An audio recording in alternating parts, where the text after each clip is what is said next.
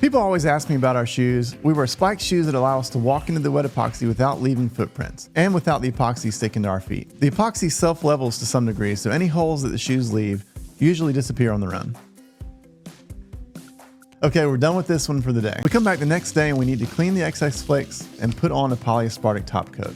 We scrape all the flakes into a pile, then we pick them up and put them back in the boxes so that we can reuse them on another job. If a floor has cut lines in it, I prefer to keep them visible in the finished floor. The cut lines are called control joints, and they're cut into the floor when the concrete is poured so that hopefully the concrete will crack in those lines.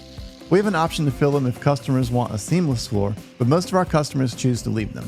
Then we take the DeWalt blower and blow all of the flakes to one side of the room to get the floor clean. We're using the DeWalt drill to mix the polyaspartic top coat today, and we've switched to always using battery powered mixers because we don't really like having to run a cord from inside of the garage across the floor to our mixer outside.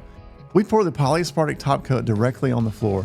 We spread it with a flat squeegee and then we roll it 3 or 4 times to get it completely smooth. Both of these projects turned out great.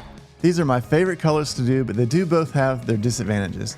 The black floor is always going to show dusty footprints. I would not recommend doing this if you don't have a paved driveway. And if you have an asphalt driveway and you get a white floor and you drive on it daily, it's always going to show tracks from pulling in and out of the garage. Neither of these issues are really deal breakers for these colors. You just have to know that if you want the floor to stay looking clean, you're going to have to clean it more often than you would if you had chosen a color like this, or this. Our multicolored flakes that have some darker chips in the blends hide the dirt the best, so if you want the lowest maintenance possible, then you probably need to choose one of these colors. Every time I post a video about a flake floor, I get 100 comments of people telling me that they drop stuff on the floor and that they can't find things on the floor.